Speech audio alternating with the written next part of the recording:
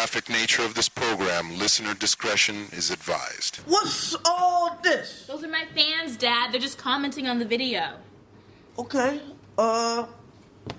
who's Nugget Tugget 9 to 5? And why does he say hashtag would bang? And what the hell is fat? I'm fapping. She makes me wanna fap. Michael! What's fat mean? It's what you caught me doing in my bedroom, and we still haven't talked about it.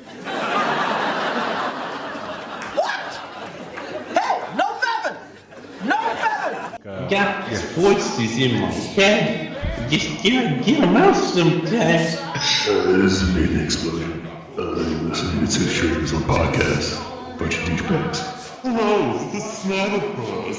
You're listening to Two Strangers One Podcast. You know who else likes Two Strangers One Podcast? My mom! A bunch of a-holes.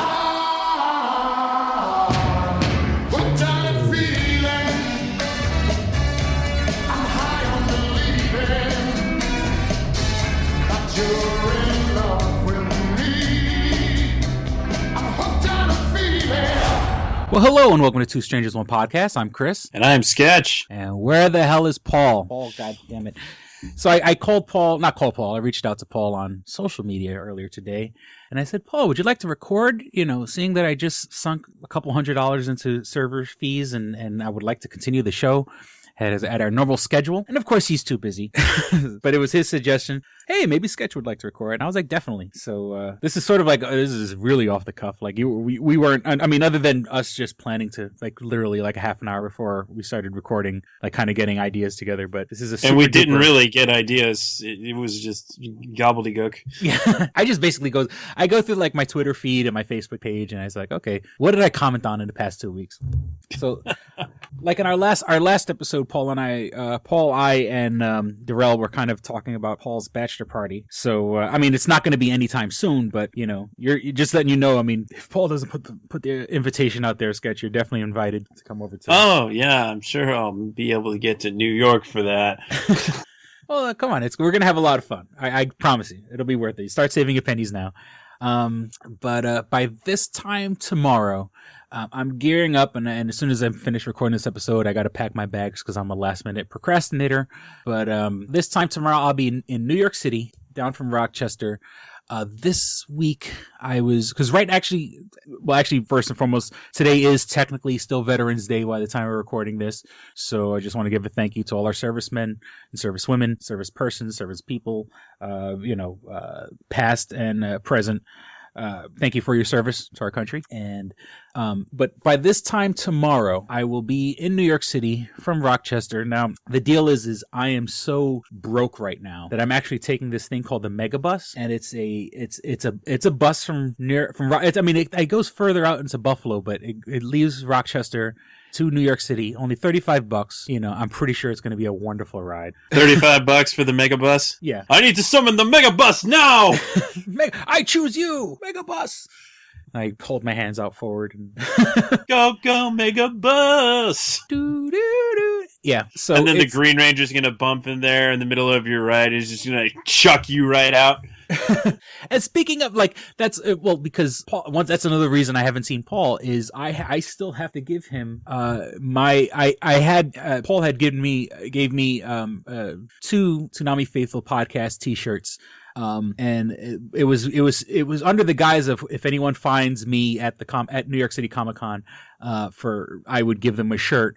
Unfortunately, no one found me.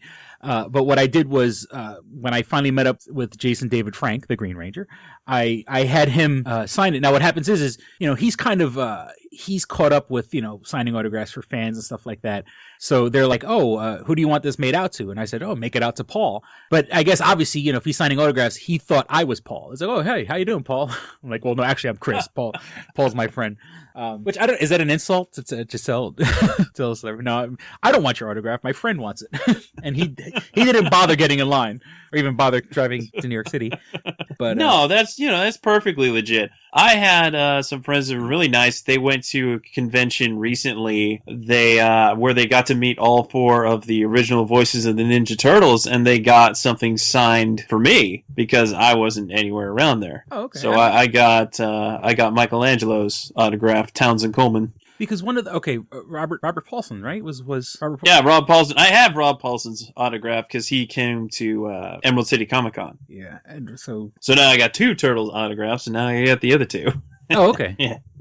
And I saw, oh man, for some reason you mentioned Rob. Well, I mean, you brought in my mind Robert Paulson popped up, but I also saw Maurice LaMarche. So now, for some reason, I'm thinking about Pinky and the Brain.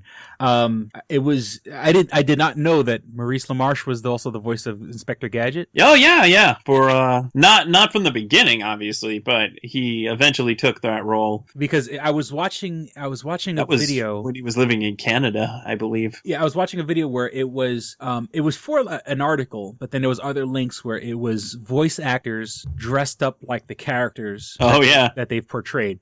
So it was Maurice LaMarche doing Inspector Gadget for and I watched the show. I never remember this episode where it's Inspector Gadget goes to the Super Mario Brothers the Super Show back when Captain Lou Albano played Mario.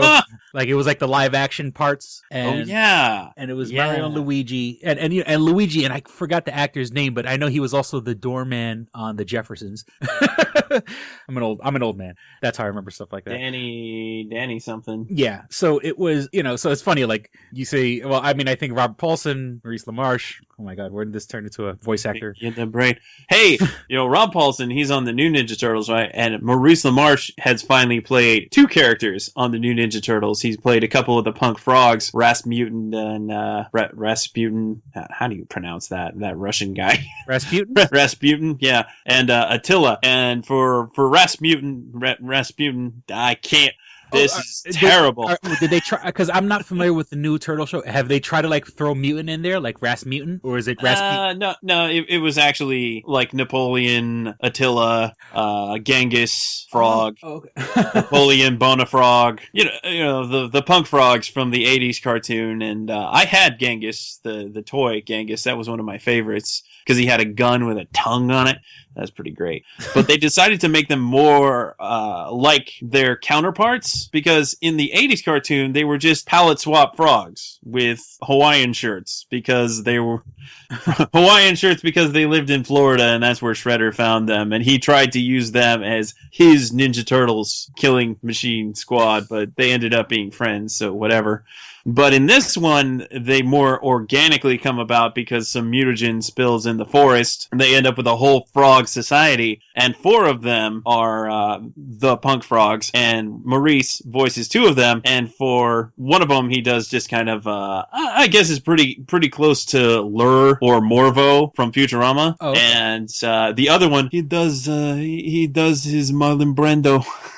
Attila the Frog has never been wrong about anything in his life.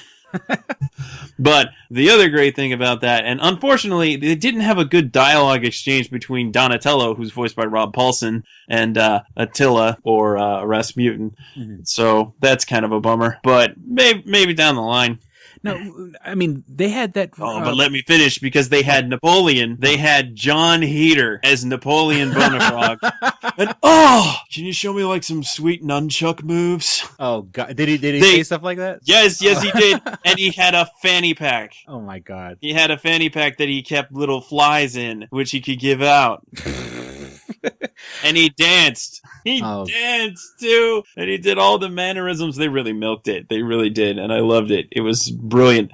And also in that episode, they had a little nod, nudge, poke at the Bay Turtles design, as they have kind of wanted posters for the frogs, and one of them is one of the frogs, the other one is the old design of the frogs, and the third one is legit Michelangelo without his mask from the Bay movie. That's a good-natured ribbing, My favorite ribbing, and I'm sure that this was a ribbing, is at the season 1 finale. They're fighting the Krang, which is an alien race in this one. Basically, the Utroms only evil, if you're familiar with Ninja Turtles comics. and they kind of pounce in on them, and the head of the Krang, who's voiced by Roseanne Barr. Well, yeah.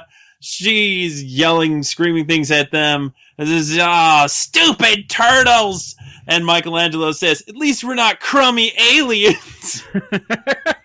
Oh, God. Yeah.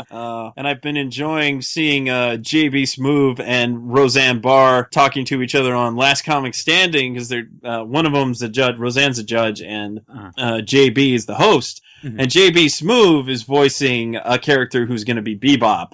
Oh my God. And then Roseanne Barr is the Krang Prime. So it's like, this is two people that worked on Ninja Turtles in Last Comic Standing. This is amusing to me, and only me. Yeah, JB Smoove is, Roseanne, because Roseanne, technically, I know back, I'm talking about like the early 90s, I think she did a voice of like a cow or something like that. Yes! Where she was the star of the movie. I just was talking to Cab about that movie recently. That movie. My friend Cab Tunist, who I met through a mutual friend, he collects art, making of books for Disney movies now. That's just the thing he does now. So he got, Home on the Range? Home on the Range. Yeah, I just Googled it, yeah. In 2004. Yeah, she plays a cow. And there's also a character who is voiced by Steve Buscemi who looks like Steve Buscemi. Well, I think, all those like trying to think, all those movies like in the 90s that kind of had celebrity voices kind of, made. Yeah, that movie did terrible. I guess they shouldn't have bet the farm on it. But podcast edit, insert Rimshot there. Rimshot. I feel like Rimshot's a great name for a character, just in a cartoon, just a character. So somebody says something stupid, and then you get a Rimshot. It's like, thank you, Rimshot. And then somebody says something that isn't funny. It's just the crickets. Thank you, crickets. And then of course somebody's got to be sad trombone. Because I can see crickets standing there by themselves. Yeah, cricket. You wouldn't name somebody crickets, but sad trombone, totally. And yodeler. Yodeler. What? It's just all sound cues. Oh, okay, but when does somebody cue a yodel? I don't quite remember, but I feel like that's a thing. But anyway, Rimshot. Yeah, Rimshot. Yeah, I see a jester. Yes, a jester named Rimshot. Yes. It looks like a psycho, like one big eye, one little eye, very thin. Well, kind of rewinding a little bit. When I was at the when I was at Comic-Con, trying to get the interview with Jason David Frank, which unfortunately didn't happen. I was there with Matt from the Tanami Faithful podcast, and which I am now the host. Yeah, that's with the most. Yeah, it's so weird that like here we are, two hosts. I mean, it's on my show, but two podcast. Two hosts, one podcast. We both just take over the goddamn thing. But that was so I was with Matt, and so fortunately we didn't get the interview with Jason David Frank. But while we were waiting, while we were kind of like figuring out what we were going to do next, this page, or not page, what's the word I'm looking for? Production assistant or whatever comes and is like, oh, you want to film? Do you want to film and be part of a sketch? I mean, we need people to stand in the background. And I was like, all right, and it was, and I've mentioned this about 2 podcasts back about, being part of it was a sketch they were filming for the Jack and Triumph show, which I guess is now the official name, the Jack and Triumph show. But it's Jack McBrayer, but he's not playing himself. He's playing another character named Jack. The last name, it's some unusual, very, very unusual last name. And his character was a child actor on a Lassie-like television show, with Triumph being the Lassie character. So that's brilliant in itself. And it's years later, and they're trying to get Jack's career back on track, or whatever the case may be.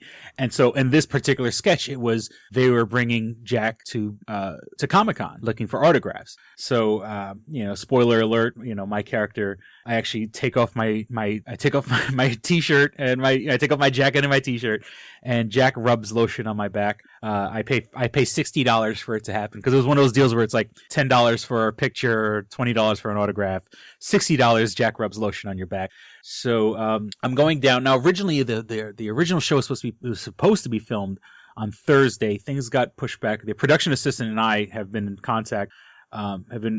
So they pushed it back to Friday, and they basically said, we may need you to record with us. The good thing is, they said they'll compensate me for my travel. What they don't know is that I'm taking the mega bus for $35, but I'm going to tell them I drove, so I get at least like $200 out of it. And then, so, I mean, it's kind of back and forth. I hope I'm not jinxing it by talking about it, but in the original sketch, I was wearing the Toonami Faithful T-shirt when Woo! Free advertising. And and it's all good, Toonami and Adult Swim, because the Jack and Triumph show is going to be an Adult Swim show. So there's some inadvertent corporate synergy there. I'm going to be freaking pissed if they blur it out. Yeah. Oh, and let me tell you, they made me change my I had to change my lanyard. They gave me a whole different lanyard and a whole different badge because the front part of the badge this year at Comic-Con, I guess the prime real estate on the badge was promoting The Walking Dead. The front part. The back part was all words and stuff like that.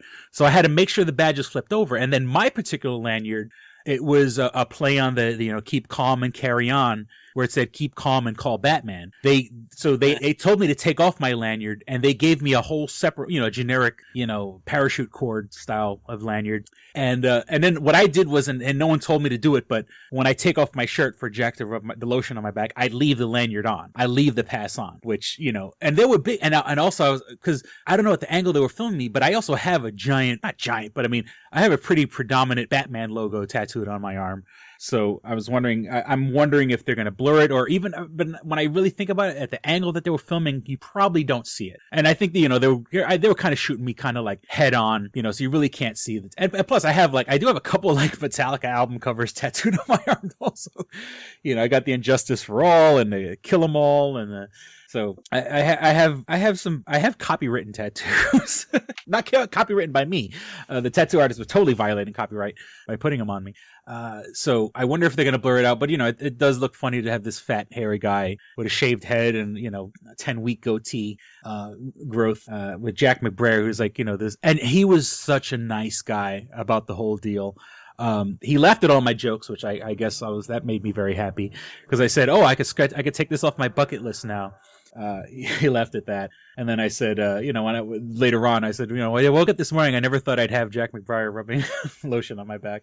And he was, and he engaged me like in conversation, where I was talking about, because I did used to do improv, up here as a part of the Village Idiots. And so, I haven't been part of that group in well over 2-3 years, but, because he did improv, he's done improv with what's her face, Amy Poehler and Tina Fey, and that whole Upright Citizens Brigade ass cat team. So this time tomorrow I'll be in New York City for Friday's filming of the show, and then hopefully they'll use me for the sketch and pay me my money so I can make a profit. Damn it! And let me see, you still there? Okay.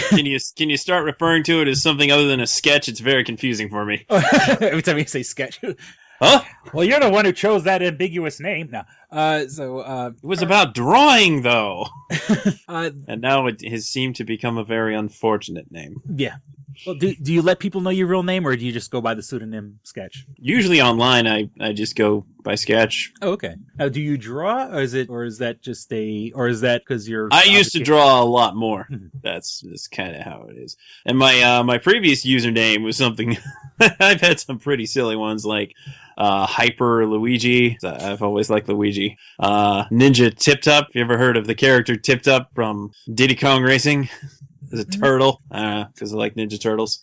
And at one point, as I had gained some notoriety in the community that I was posting in, I became a Hyper Sensei.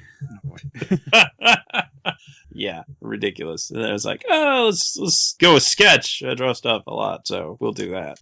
And now I don't. You also do, hold on. My cat just pulled my damn cord right out of my headphones. Hold on. Okay, you there? Oh, yeah. All right, hold on. Wait. How come I can't hear anything? My stupid cat.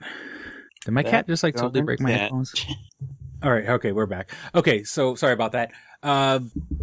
So when you were talking about being Hyper Luigi, one of the topics we were going to discuss is the new Super Smash Brothers, or and forgive my ignorance of the situation. You know, I'm usually on top of a lot of like the nerdy stuff, but I've sat in the same room with people that have played, but I can put my hand on a stack of Bibles and confess that I've never ever played not one round of Super Smash Brothers. That is sad.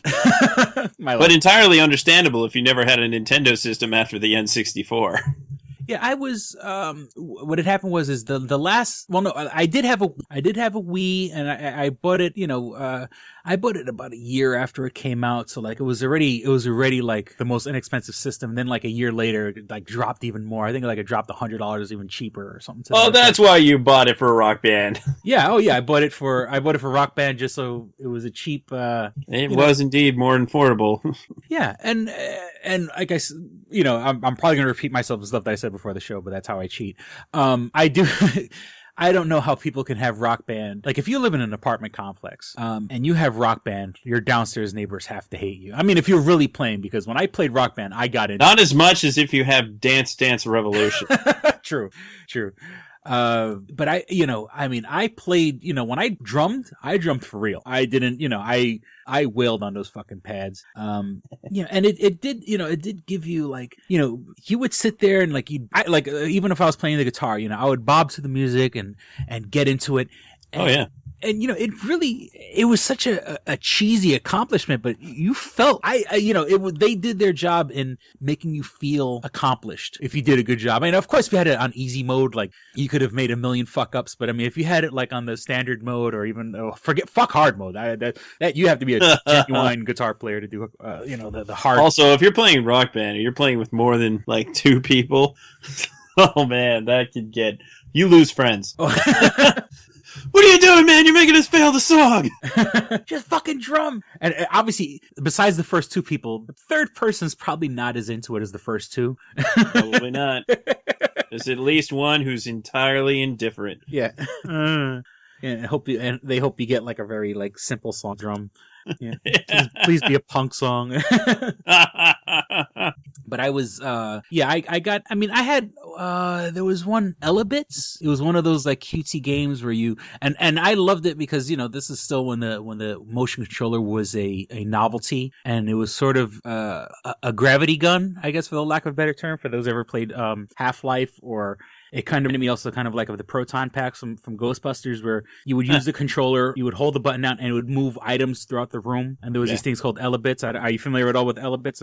I haven't heard of Elebits. Yeah, it was. I think it was an ancestral related to the Pikmin people, where it was a very simple game. And what it was is you started off in a room, and there was these little characters called Elebits, and you had what was, for all intents and purposes, a laser that was able to pick up things. Now you start the board, your laser isn't that strong, so you can only move small things. You know, you can move the lamp on the desk, you can move the cup on the desk. If you moved certain items, these little characters called Elebits would scurry when you move the item. Then your job was to pick up the Elebits, and as you zapped them, they got sucked into your proton beam or whatever, and making your proton beam stronger, which means with that, you can now start lifting heavier objects, and so on and so forth. So, and then obviously the bigger stuff you move, you know, and it got to the point where, like, you know, you could fucking, you know, you're flipping the couch across the, you know, and it's all like, you know, physics related and stuff like that. Like, and damn near everything on screen was movable.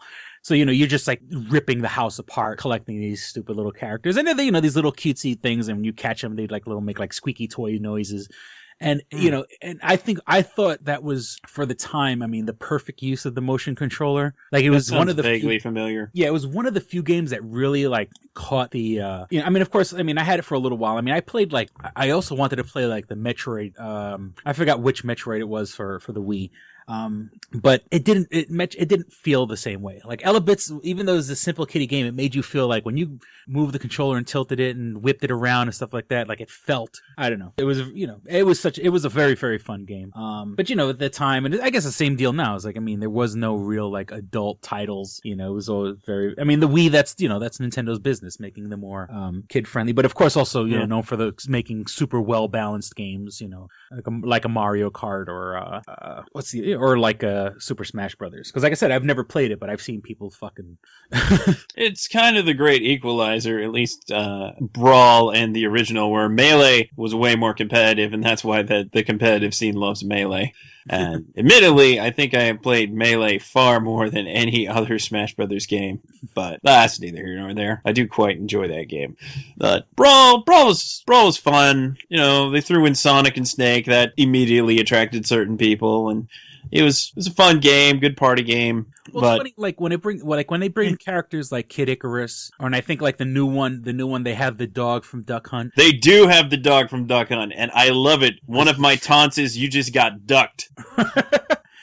And it's like, it's so weird that like obviously those characters mean something to us. Like, I mean, I was talking about Kid Icarus and the dog from Duck Hunt.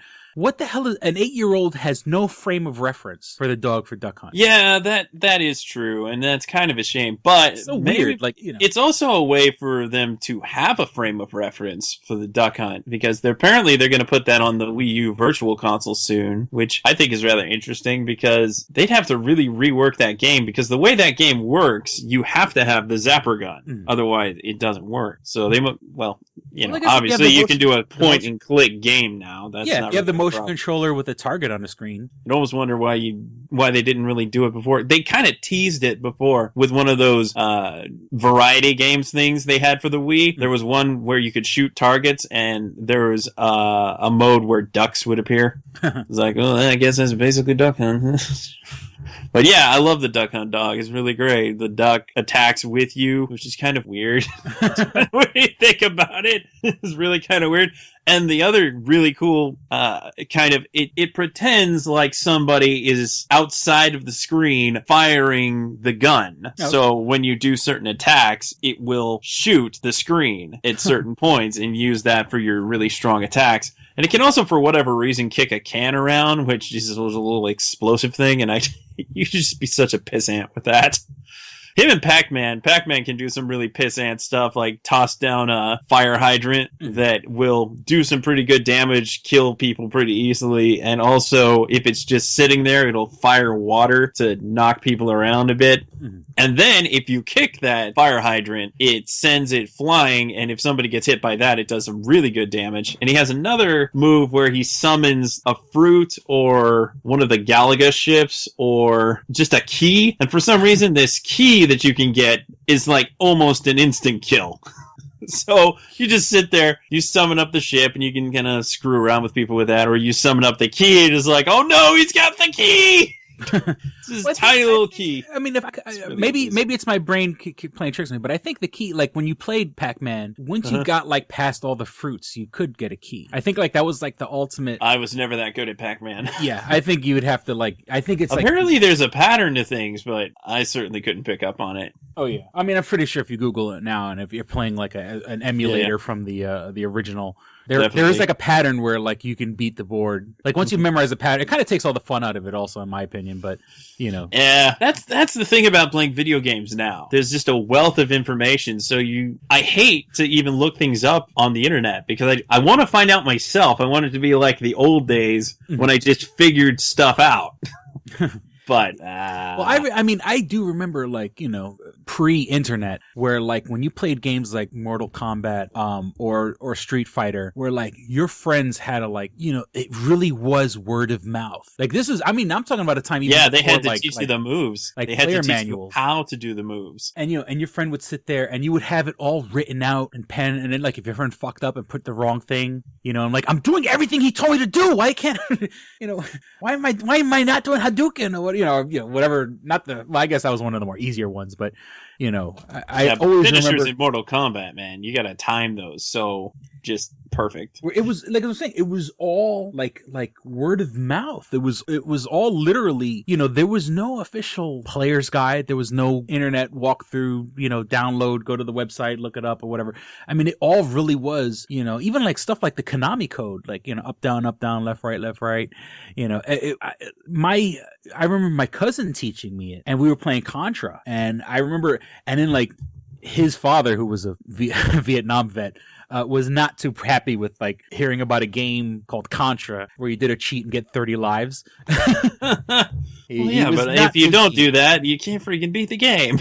Well, no, Contra, if you were hardcore, That's the thing about those old games. Mm-hmm. They're designed as such that if you are perfect, you can win. Yeah, no, Contra, you could beat Contra, and I only know this because me and my brother and my cousin were like diehard Contra fans, and you could technically beat the game without the 30-man cheat. I mean, of course it helps, but I mean, I especially remember, and this was my older brother, and my cousin was about 3-4 years older than me also. So you could beat the game. You could beat the game without dying once. You just had to be really good and know how to, like, once you figured out the patterns of the bosses, It's all about the patterns, man. In Mega Man, in Metroid, in Zelda, it's all about the patterns. Yeah, and sitting there with Metroid with a freaking graph paper. Oh gosh, getting lost on Metroid. Oh, Metroid, man. And luckily, not luckily, oddly enough, and I mean, I guess it's so taking away my credit. I never played Legend of Zelda. But it took me a while to get into Zelda. The first one that I played was on the Game Boy, The Link's Awakening. And when I first got it, I was like, I don't know if I really want this game. This is just the thing that came with the Game Boy, which I was happy to have. I was happy to have the Game Boy. I was like, why didn't I get the one with Tetris or Super Mario? Well, there was, but see, there is one part in the original Legend of Zelda where you get lost in the forest. Mm-hmm. Yeah. And you had to do it a certain way. So even if you were How do people even figure that out? I don't even perfect at mapping it. You know, like let's say you sat there and every screen you went, that would throw your mapping. That one was just trial and error. Yeah. But I mean, that was such a big fuck you to the people that did have to sit there with grid paper. Well, I feel like at Nintendo kind of helped you out. Back in the old days, Nintendo helped you out with Nintendo Power and with map stuff and with guidebooks that they put out themselves. It was kind of almost defeating the purpose, but people still had fun. But it wasn't until many, many years later that I even attempted to accomplish more than a dungeon in The Legend of Zelda on the NES. I downloaded it for my 3DS because I wanted to play it, and it was on sale. And by the way, don't download full retail games on the 3DS, because if you lose your system, you're screwed.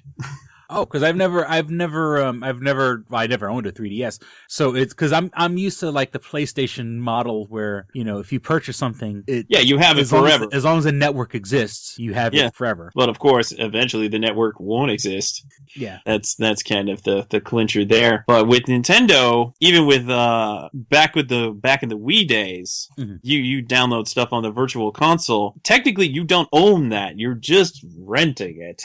Oh, you kind of have like a lifetime rental as long as you don't lose it.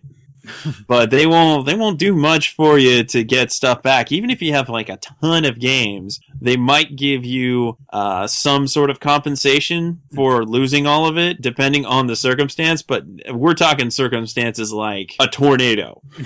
Well, I mean, remember, like about 2 years ago, I'm talking about. But remember, the PlayStation Network got hacked, and it was down for like 2 months or something like that. Now, imagine if let's just say hypothetically, all your games were downloaded games. You're the type of person, maybe you live somewhere that's a little, out of reach. You're not too close to a GameStop or whatever. One can only wonder why your internet connection is good enough for that if you're in that case. Though. True.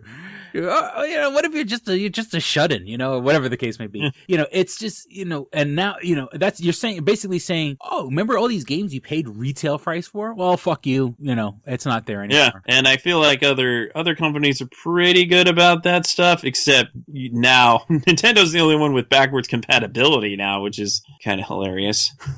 Yeah, I think PlayStation just got into like backwards. Yeah, you can PS2 stuff. You can get PS1 games and PS2 games, but on PS4 you can't play any PS3 games or transfer your PS3 game downloads. You have to only do their streaming I don't even know how. What a It's all. This is the kind of shit that makes me not want to play video games anymore. Stop fucking. I mean, point blank, I am sick of the game industry. Yeah. I got my PlayStation 3 that I mostly use for media.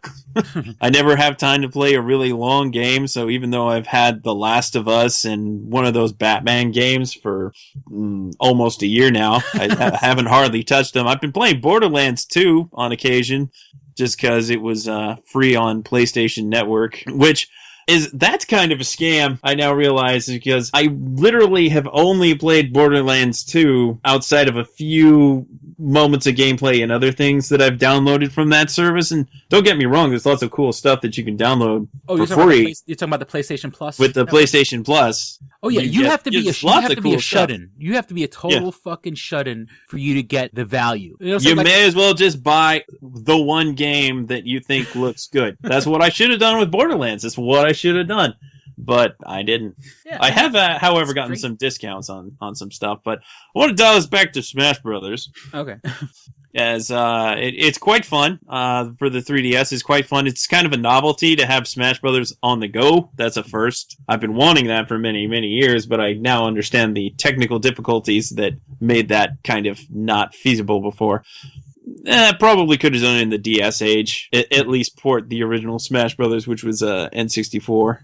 Definitely could have done that. Thrown Limited. some online. I mean, 64 definitely, but I think you could have a limited Smash. I'm just saying. I think they could have done a limited Smash, because there were clones of the same kind of idea that were available on, I want to say, the Game Boy Advance many, many years ago. But maybe they felt like they couldn't do it well enough. And to be honest, the tiny screen, not so good for a Smash Brothers game. It gets really hard to see what you're doing. Oh, okay. And online's considerably better than it was with Brawl, which was garbage. And they're slowly improving it, but still, lag in Smash Brothers is pretty darn brutal. So I really like the 3DS game. There isn't a whole lot to it. There's a bunch of stuff that you can do. It doesn't take very long to unlock the characters, which I thought was kind of... They give you 36 to start with, and there's only 48 plus the custom things you can do. Mm-hmm. So that's... In my mind, I feel like I want to be able to unlock more characters. I like that satisfaction. But I guess that's just not the way games are going now. Which reminds me because I had PlayStation All-Stars for PS3 because I thought, this has been kind of like Smash Brothers. You get all the characters except for the ones for DLC right off the bat. And I'm like, I ain't buying these. Forget it. Yeah. That game has literally no reason to play unless you have people to play with. The single-player mode is boring and pointless. At least Smash Brothers is fairly amusing and there's all kinds of little stuff like the home run contest, the break the targets thing, which is totally ripping off Angry Birds in the way they do it now. Hey, imitation, high form flattery. Yeah, I mean, like you mentioned about the characters, the only DLC. Not recently, but I got Injustice, Gods Among Us, the DC game, and first and foremost, it's not that great a game. I mean, it hurts me to say it. But it's not. Yeah, it's a passable fighting game. And then they go, oh well, and the prices that they're asking, it's one thing to say, okay, different skins. I can understand paying a premium for a whole new character. Okay, here's, the game was released with, whatever. Let's just throw an easy number out there. Let's say 30 characters. And okay, I can understand paying a premium for 32, 33, 34. But if you're just giving me a new skin, here's, Zod, Commander Zod, and it's now it's the Zod that he looks similar to the character from the Man of Steel movie. And it's nothing. It's nothing but a skin. And they want you to pay $5 for that single skin. Are you fucking kidding me? And Zod isn't even that great. It's just, I'm just using that as an example, but DLC can be the most stupid, ridiculous stuff that is absolutely, I don't dabble with DLC. I think I've only ever paid for one thing on DLC ever. Mm-hmm. I'll take free DLC, sure. But I ain't paying for it. Forget it. Well, unless I do because the smart thing they've done over the years is eventually when they re-release a game, they say, hey, now it has all the DLC. It's like, yeah, sweet. That's what I'm talking about. But I don't want to buy that stuff in increments. Yeah. I mean, you I'm mentioned not a sucker like WoW players. Well, like you mentioned the Batman game, and the one thing I do have to say is that all the DLC when it comes to like extra The missions, Arkham games? the Arkham games, like there was one the Harley Quinn, I forgot how it was worded, but there was the Harley Quinn DLC for Batman Arkham City.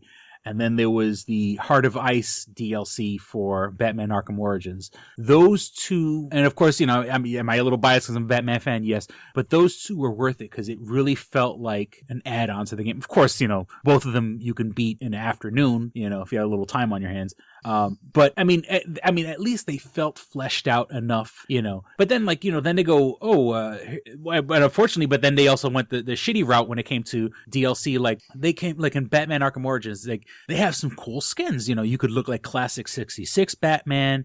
You could look like Azrael, which was the guy that like took Batman's mantle after they broke Batman's back. You could play as Azrael, but you could only play it in the I forgot what they call it. Like the matches that like it's not a board. It's just you have to fight 30 guys, beat them all up. What I'm saying? It has nothing to do with the game. No, I mean I wish it would let you play. I want to play the game looking like classic '66 Batman. I don't know. It just is that so wrong? Disappointing. That I want to look like Adam West, but then fight characters like gloves that absolutely. light up and have electricity and stuff like that. Is it that much harder? I mean, if you're charging for the DLC, come on, let's make it worthwhile. Absolutely, make it worthwhile. And speaking of Nintendo Power, and it's so funny how you brought that up. I want to tease Nintendo Power. I want to tease the people. Part of the trip that I'm taking to New York City, I'm going to my mom's house, and I want to document this. And I'm not playing this up to be like I'm not setting anything up. I give you my word as a filmmaker if I do follow through with this project. I left a trunk in my mom's house. One of those, trunks, like when you're a kid and you kept clothes in or toys in or whatever the case may be.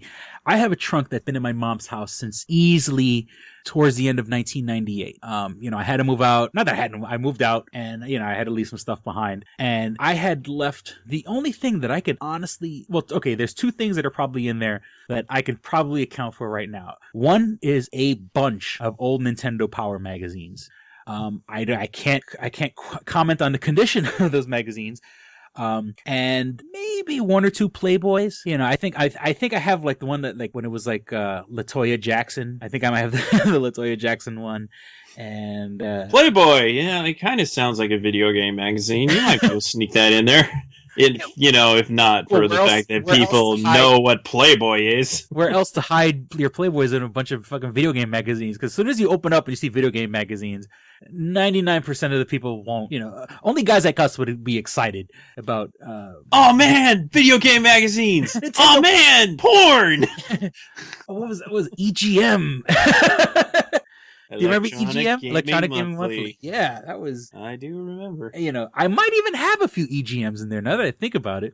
So I really honestly am looking to, as part of my trip, I want to videotape, or is it even calling videotape? I want to record, record document me opening up that trunk and seeing what treasures have been laying there for the past, 16 years? And I hope it's not a dud like when Geraldo Rivera opened up the Al Capone vault, because if it's just it's gonna be more like when they opened up the Ark of the Covenant in Indiana Jones.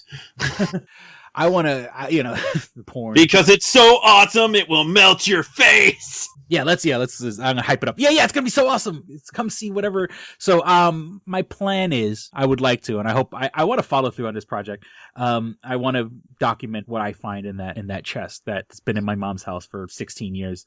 Who knows what I have in there? I don't know if I have old love letters. I don't know if I have old pictures in there. I don't know. It'll be a snapshot of where I was, and that's sad because even in 1998, Nintendo Power a time capsule, if you will. Oh yeah, and it's been untouched. I mean, I know my mom probably dragged it into the closet because I don't remember leaving it in the closet, but But because like my mom has converted my old bedroom into like a storage room. Like if there's an apocalypse, my mom's house is the place to go because she has supply. Like my mom is the type she buys like dry goods and stuff like that. Like it's literally like a pantry. It's literally like cereal and canned beans and, you know, stuff that like will never ever go bad.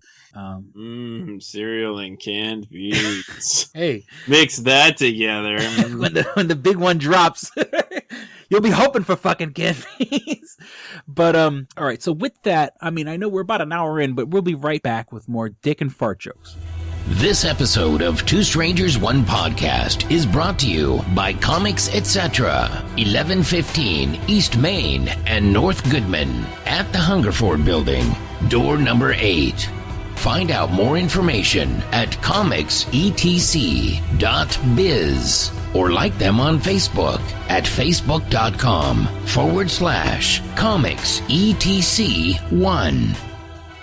Click and Hit, enhancing the experience for all recreational smokers. Click and Hit is a one-handed portable vaporizer. This smoking pipe has a compact 4-stage design, complete with a built-in, windproof, butane refillable torch lighter. The large burn chamber holds your stash of legal herb or pipe tobacco. Click the button to ignite and inhale as usual. When you are done, put it back in your pocket for later. Smoke anytime with the touch of a button. No more carrying around grinders and tins. You can leave the pipe, rolling papers, and even your lighter at home. The Click and Hit cordless vaporizer is no bigger than a normal cigar, making it the world's smallest and most discreet vaporizer. It's perfect for use in small places or shared rooms. It's efficient, getting 5 to 8 draws from your packed chamber. It's affordable at just $19.95 each. Buy 3 and the shipping is free. Buy 4 and you get the 5th one free. Visit www.click-n-hit.com. That's clickandhit.com. And now for listeners of Two Strangers, One Podcast, you can use promo code STRANGERS and receive 10% off your purchase at clickandhit.com. That's promo code STRANGERS for 10% off your purchase. And we're back. And we're back. What other thing? I can't believe we spoke. We got to for all the stuff we were planning to talk about the episode. We really went off on a tangent there with the video game stuff. I think in other big nerdy news, the announcement of episode 7's title, which oddly enough isn't called episode 7. It's just called Star Wars: The Force Awakens. What was your first reaction, Sketch? Well, I'm not really big into Star Wars, to be perfectly honest. Not really big into Star Trek either. Just not really my thing, but The Force Awakens, well, there's certainly plenty of wordplay you can have with that one. Well, it's just like when I hear like The Force Awakens, like, I mean, I know these movies are supposed to be a nod to like the old 1920s serials and 1920, like, you know, or, you know, like the Flash Gordons of the time where they're a little, they're supposed to be outrageous sounding, you know, you're not supposed to take it seriously. But The Force Awakens, I mean, unfortunately, to me, I mean, it's right up there with the two, like... Sounds like the name of a video game. Yeah. Sounds like a Star Wars video game. Well, yeah, everyone, you know, for the fans, you know, The Force Unleashed, which, you know, depending on, you know, because, you know, they did announce months and months ago that pretty much anything, you know, they kind of said that anything not in the movies and not in Star Wars The Clone Wars is not canon. So when you take a game like The Force Unleashed, which tried really hard to stay within canon, you know, I know a lot of people tended to draw that parallel with The Force Unleashed, The Force Awakens. Well, what is it? It was unleashed and then it went to sleep or something, and that was awakened. But that's, you know, so the Force has been asleep for a very long time. I mean, that's the whole thing, is that, like, you say the Force Awakens, well, then where the fuck has it been for the past 60 years? I mean, if you take in the past 30 years, because I'm assuming these movies, you know, since they're using Mark Hamill at his current age and Harrison Ford and Carrie Fisher at their current ages, you know, it's supposed to be 30 years past, you know, Return of the Jedi. And then when you take into the fact that the prequels took were 30 years before that. So the Force has been, like, allegedly, I mean, I'm assuming, you know, mean, of course, it's a very broad title, and we're looking way into it. But the Force has been asleep for at least 60 years, which I think. Okay, here's my theory. I think by calling it The Force Awakens, it kind of negates any plot hole. Any plot hole from the original movies. Oh, well, how come the Emperor couldn't just find Yoda on Dagobah? Well, because the Force was asleep. I think. Why didn't, why can't, The Force's reception was out. Give it a break. The Force's Wi-Fi. The Force didn't have Wi-Fi. It was in a dead zone. I mean, Dagobah, for goodness sake, it's gotta be a dead zone. Yeah. Oh, yeah. When it's in between, yeah. Fucking, you'd be lucky if you get AT&T on Dagobah. Which, to me, Dagobah always sounded kind of racist. And not nearly the most racist thing in Star Wars. And so I think, because I know people, my friends and I have always we get into these conversations and we have when it gets really, really intensive nerd, if two Jedis or two people are fighting with lightsabers, why can't you just turn off the other person's lightsaber using the Force? So when they go to block you, you turn off their lightsaber and just fucking slice them in the face, and it can't be like, oh, there's an honor amongst lightsaber duels. I mean, if you're going to fight dirty, let's fight dirty. Yeah. Not among the dirty fighters. Come on. And so it's I think, like I said, I think The Force Awakens is sort of like a catch-all where they're like, oh, well, why so-and-so didn't do such and such, which would have been the most obvious thing to happen? Well, it's because the Force was asleep, which begs me to question. And then once again, this was a post on my Facebook page. If the Force is awakening, what the fuck was all that midi-chlorian shit about? You see, that was the false Force. Yeah, it's like, midi-chlorians. You believed the false prophets. Yeah, and I just need Christopher Lee to say that. And it does leave us to one thing that a lot of people we can see like at the end of Return of the Jedi, whichever version, the original version or the more butchered new editions or whatever, we have to take into effect that we may see Darth Vader's ghost or spirit projection or whatever the hell you want to call it, Yoda, all the old characters. I mean, between Yoda and Darth Vader and Obi-Wan Kenobi, they all can technically be in this movie because they've all communed with the Force, and now with it awakening, they can all come back. So it leaves it open enough that I mean, yeah, they finished the principal photography of the live action and stuff like that, but CGI, I mean, you can bring back old and I'm assuming Anakin is going to be Anakin, which I if they use Hayden Christensen, I'm gonna have a heart attack. But they kind of have to if they bring if Anakin Skywalker is just let his spirit form be Darth Vader with a mask, whatever. It's so much more cool looking. But I mean, they did unfortunately use Hayden Christensen in the special edition. You special edition mother. And so I mean, I'm excited. I'm really excited. I honestly think that that J.J. Abrams is going to do it justice. Like he did. I mean, I really liked the first Star Trek movie. Not that I didn't like the second one, but the second one just seemed like such a rehash of the Wrath of Khan that it took away the magic, like the first one. And a lot of people had said when he made the first Star Trek, the reboot, a lot of people had basically said, oh, he's borrowed a lot from Star Wars. This is, I mean, way before he was ever even considered doing Star Wars. So, if it's theoretically, he should be good at making a Star Wars movie. Because he's already made one. Or technically two. But like I said, not that I don't like Star Trek Into Darkness, which then again, and this one being called Star Wars The Force Awakens, it kind of follows in that path of like Star Trek Into Darkness, where you're keeping the name but not following the formula, kind of fucking with it a little bit. I want to like it, but I want to like it.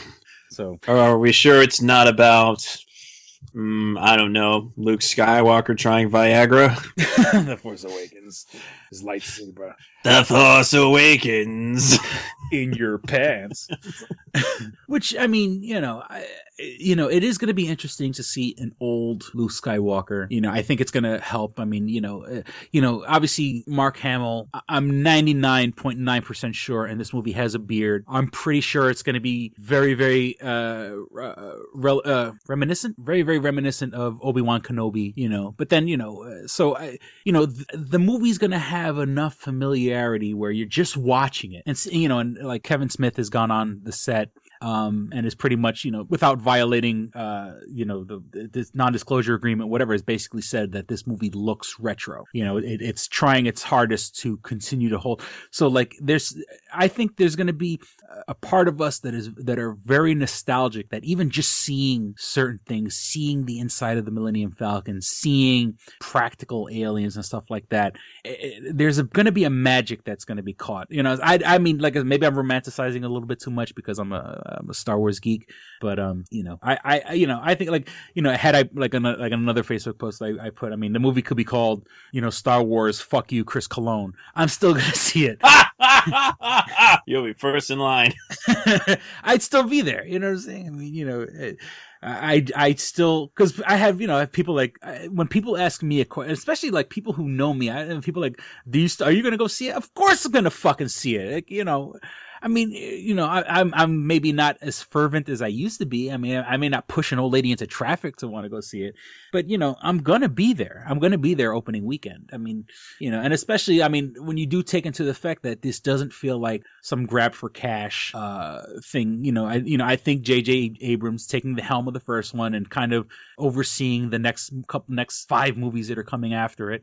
I think he's setting the tone, and the tone is kind of like, let's keep the retro look, but kind of, let's continue on to the stories with, because, when the prequels came out, and like to the general public, for the people who really didn't care to follow Star Wars, they were like, oh, where's Luke Skywalker?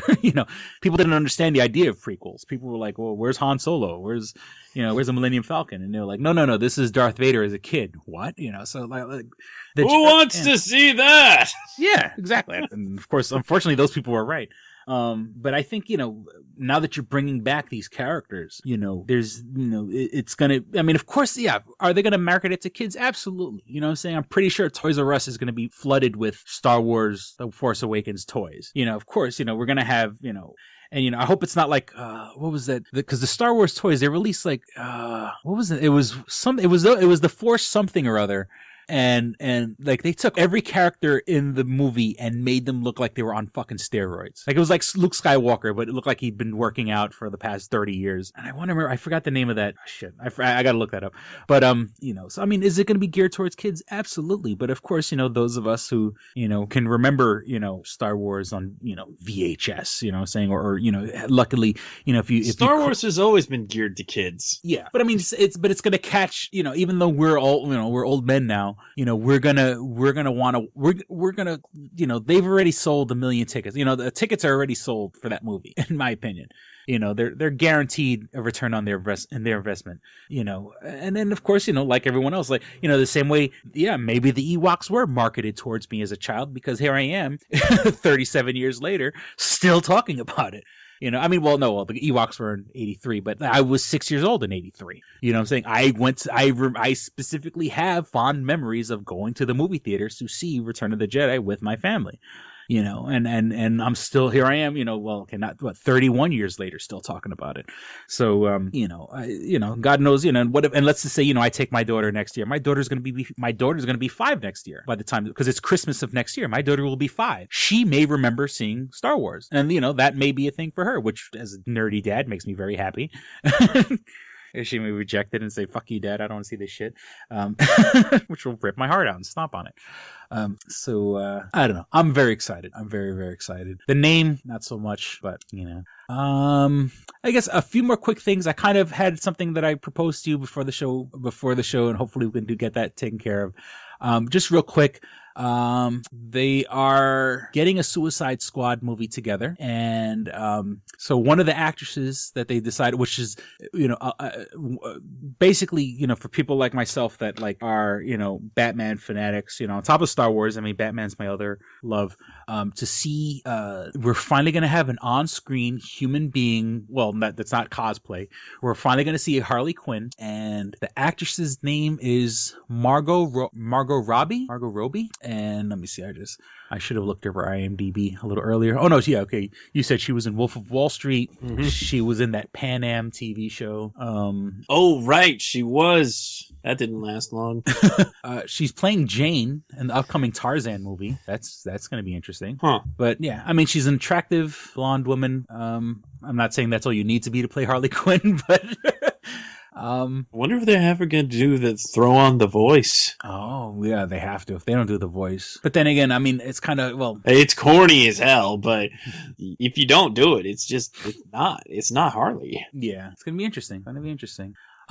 So then in other Suicide Squad news, they're trying to cast the role of the Joker, which has been rumored to be Jared Leto. Jared Leto. I still don't know how to pronounce his name. Well, Jared Leto, I mean, he was in Fight Club, which in my opinion, look, Fight Club is one of like my top 10 movies. Probably even top 3, to be honest with you. The scene, his most prominent scene in Fight Club is when Edward Norton's just smashing his fucking face in, and he goes, "I wanted to destroy something beautiful," and that's the scene that he's destroying Jared Leto's face. So, I like that because I like seeing Edward Norton smash Jared Leto's face in. I mean, I think he recently got some sort of awards for playing in Dallas Buyers Club, where he was playing a trans. I may get the wrong. I may, I don't know if he was transsexual or I don't think he was. I don't think he was. I don't know if he was. I don't think it was transvestite. I think it was transsexual. I think it was a man turning to be a woman. And Jared Leto does have very delicate features. And then he's also a singer in the band 30 Seconds to Mars, which for some reason girls like, and I've known girls that like that band. So, he's good looking, he's an actor, he's in a successful band. I hate him. And I definitely don't want to see him playing the Joker unless it's the more recent Greg Capullo version of the Joker whose face has been ripped off. But as we record this tonight, and I was on Twitter, somehow that Greg Capullo Joker has got his face reattached. I haven't read into it, but and I don't think they're going to do the face ripped off Joker because I think people just wouldn't get it. People and Jared Leto, okay, fine, whatever. He might have just won awards, but those are pretty big fucking shoes to fill after Heath Ledger, and it's going to be hard for. Oh yeah. A lot of people, people were when Heath Ledger, people were like, "Oh, you got big shoes to fill with Jack Nicholson." You know what I'm saying? And now Jared Leto has big shoes to fill with Heath Ledger. So it's a very, and I don't like him. You want to say I'm drinking my haterade? I'm drinking my haterade. I just don't want him to be. I just keep thinking of clown shoes. Filling his shoes. Those are big shoes. I'm going to give the guy the benefit of the doubt because Heath Ledger, Joker, didn't sound good on paper, but and dynamite performance. Yeah, and neither did Michael Keaton as a Batman. So, that is true. So, I mean, I guess it's one of those things where you kind of just... Yeah, it could go either way. It may be good. And also in the same world of DC, and I can't believe I lost my notes here. Jenna Malone, an actress who played in Sucker Punch, and I believe she was in. I want to say she was in also Jenna Malone. How did I lose Jenna Malone? Okay, I believe she might have been also in one of the. What's that movie? Hunger Games. Okay, yeah, so she's in Hunger Games. Yeah, she's in Catching Fire. She's in Mockingjay Part 1. She's going to be in Mockingjay Part 2. I guess it's been rumored, but the rumor has been like almost confirmed where like I think DC is going to end up suing this guy for violating non-disclosure agreement. Jenna Malone's going to be in the upcoming Batman v Superman movie. She's going to be playing the new Robin or the Robin, obviously this is borrowing heavily from The Dark Knight Returns where it's Batman in the future and he's much older, and there's a female Robin who's basically a girl that kind of like idolizes Batman to the point where she puts on a Robin costume. She goes to a Halloween shop, buys a Robin costume, and starts fighting crime, and then ends up fighting crime alongside Batman. She's gorgeous, and like I said, she's worked in Sucker Punch alongside Zack Snyder. So she's rumored to be playing the new Robin, which I forgot the name of, and you should demote my nerd credit for not knowing that off the top of my head. But isn't it Carrie something? Yeah, Katie Couric? No, not Katie Couric. Definitely not. Okay, so I had other things I want to talk about, but it's kind of just little minutia.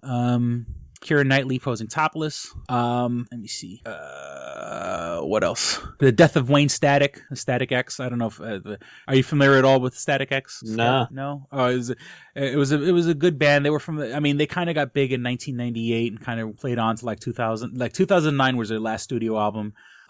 Static X, they're kind of like an industrial metal band. Wayne Static passed away. He was known for being a hard drugs partier, but he's been clean since 2009, which was the same year that their last album came out. He put out one album under just under the name Wayne Static. He passed away in his sleep on November 1st. He was 3 days away from starting a new tour with Power Man 5000, and these are both bands that I'm huge fans of. And if I'm not mistaken, they're going to get people kind of like come together and play like Static X. It's part of the tour, or at least it's part of I think when they play Texas. I don't know if they're doing it on every show, but apparently, he passed away in his sleep. And according to from what I've seen online, and I think it's a pretty reliable source, that the coroner had said that there's no foul play. He wasn't on drugs. He just fell asleep and passed away. Whatever it was nothing. A lot of people didn't like his new wife. His wife at the time. A lot of people say that she was, and not a lot of people say, even band members said she's the reason the band broke up in 2009 after their last album. But there's no foul play. It bums the shit out of me that he passed away, but I don't know. It's kind of, their music is a little kind of not hard to get into. If you do not have taste in music that's like really, really hard and driving, probably Static X isn't for you, but it was right up my alley. I loved it, and it bums me out. And I was planning to see him. They were planning to play Syracuse, which is an hour away from where I live, on the 15th in a couple of days, and I would have went to go see them. I would have made whatever motions I would have needed to go see them, but Power Man 5000 is still playing, but I saw Power Man 5000 a couple of months ago, so there's no real rush to go see that now. So what I wanted to do, and I hope you're queued up for it, a sketch, is there's been a video tearing up the internet. It's the Too Many Cooks from Adult Swim. I guess this was during part of, at 4:30 in the morning, they kind of have like a infomercial type programming. They also have Michael Ian Black's Your Hole series, where he plays kind of a self-motivator talking about his Your Hole system. Yeah, there's a lot of wonderful wordplay, such as Your Family Hole. Your Gay Hole. And so this, I kind of, and honestly, I think I haven't even watched. I've watched it like when it was on fire a couple nights ago online, and I guess it was someone released it. And the person, if you go to the person's page, it was like Tortoise something or other. Their whole page was basically dedicated to all these weird things that Adult Swim gave at night, like stuff when you would think it was going off the air. And usually it was stuff, whenever I watched Adult Swim, they literally have a show called Off the Air. And it was just like, it was one of those deals where I would have the TV on, and it was on, but I'm not really paying attention, and it would just be just weird psychedelic shit going on, and it was obviously, it was different sketches, but someone went through the effort of trying to blend one into the other, so it wasn't some jarring kind of like, so when it was one of those deals where basically after 15 minutes you were like, what the fuck am I watching? It took you a second. So this, I guess, I don't know how old it is. It's not too old. It's only a couple weeks old. No, it's a couple weeks old. Yeah. So it's Too Many Cooks. And, if you would like, if you want to pause the podcast right now, I went on Google, I put in Too Many Cooks. It was the first hit. We are watching the official Adult Swim channel version of it. Support the official release. The Adult Swim channel, so it's not the Tortoise one release. So, Sketch, are you ready to? I am ready. All right, so I have it queued up. There's no ad playing for it right now, thank God. So I guess when I get down to 1, or should I? On 1 or 0. When I get down to 1, just hit play, okay? So here we go. And listeners at home, you can play along with us. In 3, 2, 1, here we go. And, okay, so we're starting out at a cityscape. And this show, the original version kind of looks very much like a 80s sitcom. Step by Step. Yeah. Like... There's actually a particular sitcom that it's sort of based on, but I don't know what it is. Well, wow. If you look at Katie Grant, because if you watch this, this is very reminiscent of those TGIF. Yeah, all the TGIF shows. Full House. Yeah, Full House, Family Matters, Step by Step, which I was a big fan of. What was her name? Stacey Keenan, who was on My Two Dads. But even the father right here, the dad is taking a picture. He kind of like looks like the father from Step by Step. He failed it. He failed on the couch on the selfie photo, which I don't know if that's some sort of call to Alf. Yeah, maybe. Now this kid, you got the Joey Lawrence cool kid with the leather vest and the big Bieber hair. His name was Gwendolyn. Then you got the two twins, obviously Mary-Kate and Ashley Olsen. Well, there was also Nikki and Alex in the later season of Full House. And Smurf! Which is, I guess... And now some actual cooks. Yeah, and then, so I guess we had a show called Too Many Cooks. And it's about this time, here we are... Hey, who's that guy in the back? Oh, hey! Smoking a little peeper. And she took off more of her clothes. Yeah. And it's one of those deals like, okay, that kind of looks like Chris Farley. We're about the 2-minute mark in, and it's about this time you realize this is still going on. This is a long show intro. And I love how they all kind of... Now they're in an office setting. Oh, but now we're back home. Yeah, and you don't know if that's supposed to be like the crazy uncle or... And she's topless. And then they have a bit of a open marriage. Rainbows. And so Smurf is apparently some sort of interdimensional alien character. Okay, so now we're kind of goofing on either the beginning of Roseanne or any episode of that 70s show. I think it's the beginning of Roseanne where the camera's spinning. Yeah. All right, the black guy in the sweater, that has to be a Cosby reference. Oh, that's probably true. And then now all of a sudden, I mean, it does now that when all these whitewashed characters, now he's starting to see the black. And a white guy and a cop, and now it's a cop drama. Now it's a cop drama, which this is obviously some sort of Chips Hooker. What's the guy? T.J. Hooker. T.J. Hooker, yeah. Okay, so the guy who got all right, Screaming Captain.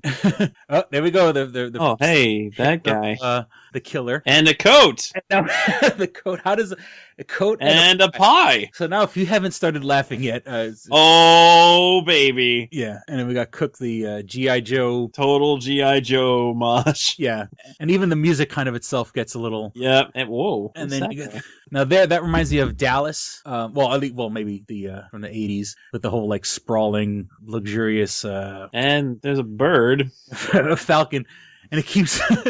And it's one of those deals when it finally is like, what the hell is going on here?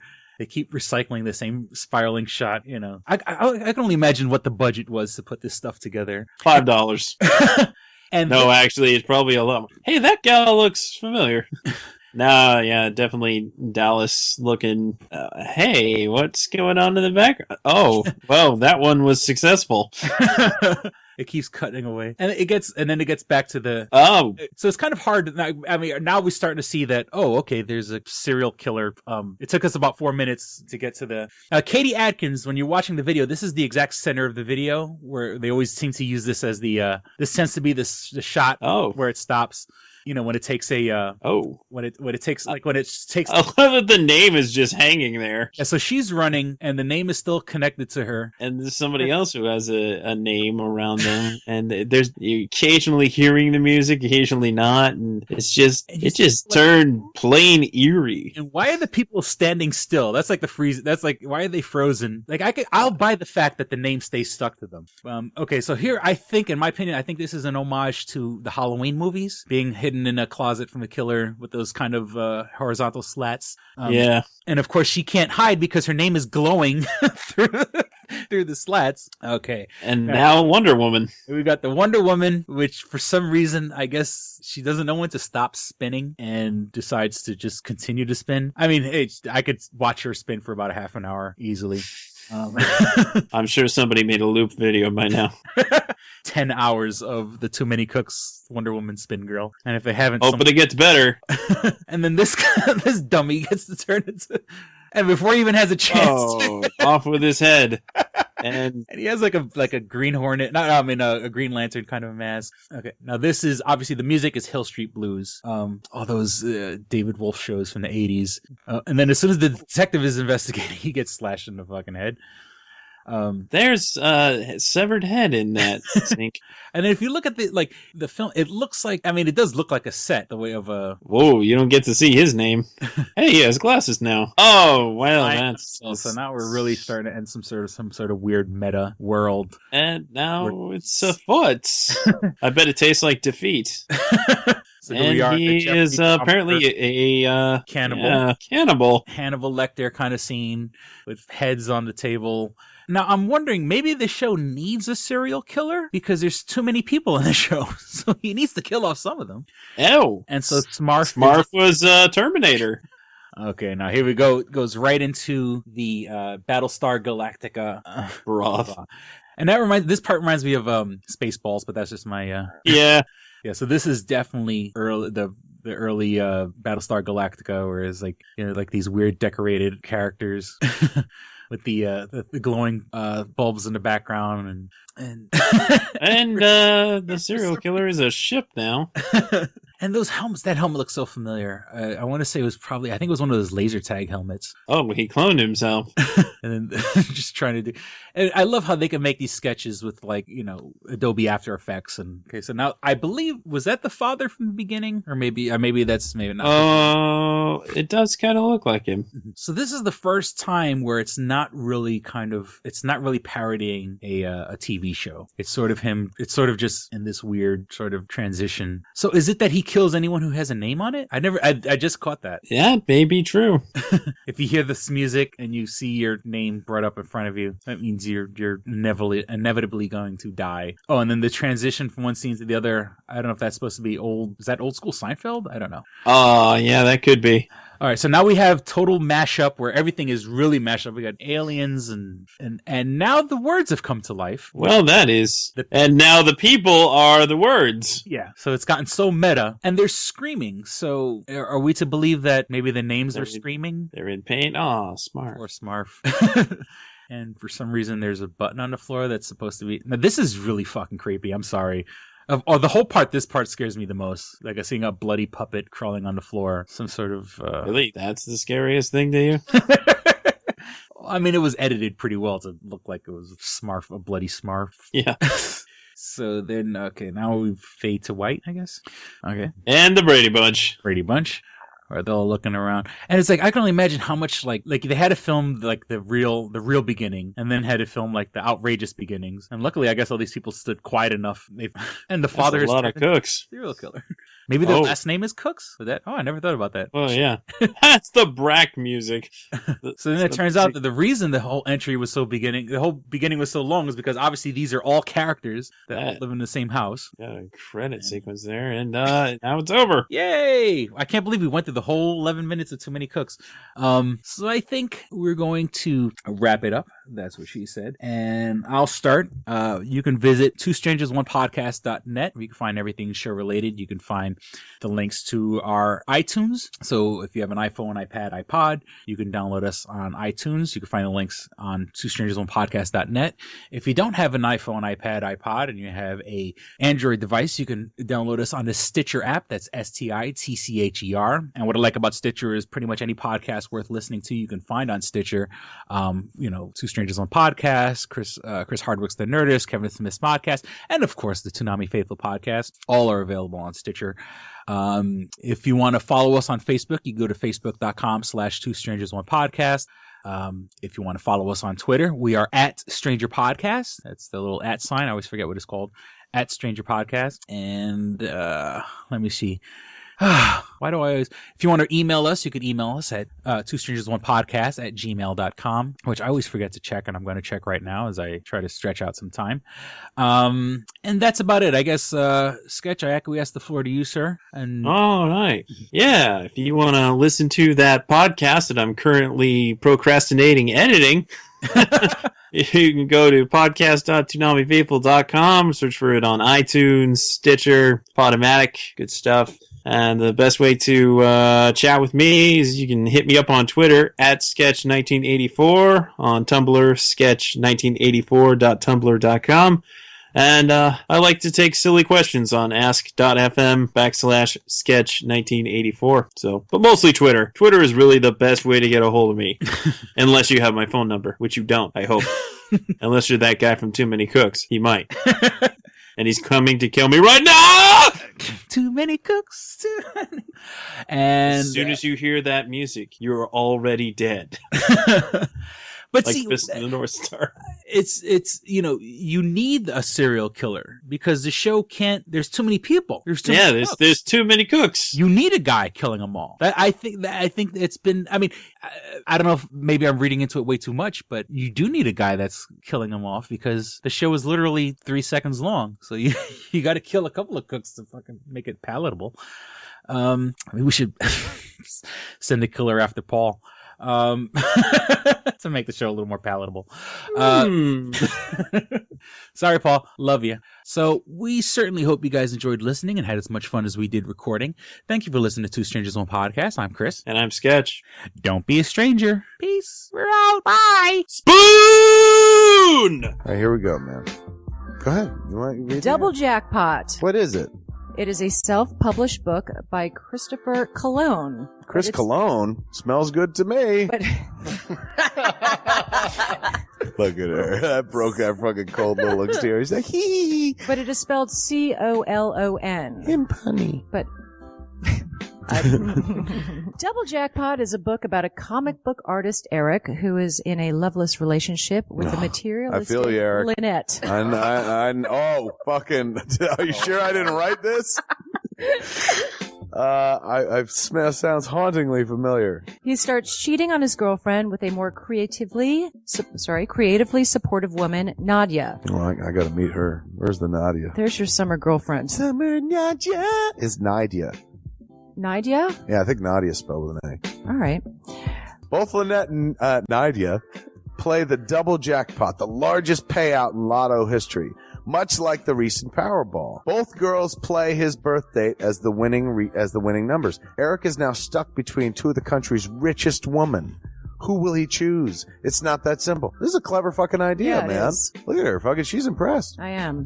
She got some summer reading. Christopher Cologne smells real lovely with an original idea. I've never heard this before. I haven't either. This is a self-published book, much in the indie spirit as Kev's Clerks. Oh, you don't even need to name check me. This is just a good idea. You could stand on your own, man. You don't even have to be like, hey, remember Clerks? This is nothing like that. This is way more original than Clerks. This is a good idea, man. Why didn't I think of this? I need something to read. This book is part of the Comic Books, Heavy Metal, Video Games Trilogy Book 2.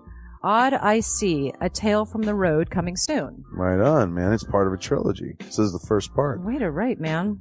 He's seeking a literary agent. Motherfuckers, anybody out there? There ain't no literary agents listening to this show, I assure you, sure. Sure. I assure you, sure. But somebody know a literary agent? Hook a motherfucker up! Chris Cologne come up with an original idea. I should tell Raskin, that's a good fucking idea, to be honest with you. That's a fucking rom-com right there. Megan, get Raskin on the phone. Isn't it possible to get Raskin on the phone? No? Yeah. I want to run it past him, man. And if it happens, I get a taste, Chris Cologne. I get a whiff, if you will. The book could also be ordered on www.lulu.com. That's lulu.com. I understand that. I just want to spell it out. Normally one says it, that spells it. Still, lulu.com. What is that? Do you know what it is? I don't know. All right. The book could also be ordered on www.lulu.com. Search for Double Jackpot Christopher Cologne. A paperback version of the book is $15, and a PDF file is only $5. $5 is Yeah. insanely inexpensive. 15's not even that bad for a paperback version. No. This is $1 million idea right here. Like a movie about a dude who fucking is stuck between two chicks, both of who play his birthday and win the lottery. Come on! I can see that trailer.